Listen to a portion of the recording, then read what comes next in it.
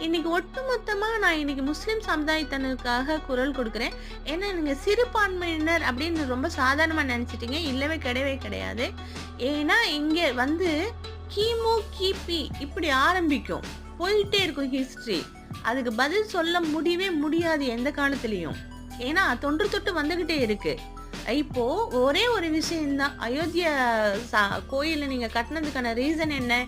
அங்க வந்து ராமர் பிறந்தாருன்னு சொல்லிட்டீங்க. இல்லவே கிடையாது. பாபர் வந்து தன் மனைவிக்காக அந்த இடத்த குடுத்தாரு. "நீ வெளிய எங்கேயும் போக வேணாம். இங்கேயே நீ ராமர் கோயில சின்னதா கட்டிக் குடுக்குறேன். நீ சாமி கும்பிட்டுக்கோ" அப்படின்னு சொல்றது. அத பெரிய இஷ்யூவாக்கி அத இடிச்சு இவ்ளோ பெரிய கோயில கட்டணும்னு அவசியமே கிடையாது. இப்ப அந்த கோயிலையும் கட்டிட்டீங்க. அந்த கோயிலுக்குள்ள நாங்க தொழுகை நடத்தினா நீங்க பின்பற்ற முடியுமா? இதுக்கான பதில் எங்களுக்கு சொல்லுங்க. ஏன்னா இன்னைக்கு முஸ்லிம், நாளைக்கு கிறிஸ்டியன்ஸ். இப்படி போயிட்டே இருக்கும்.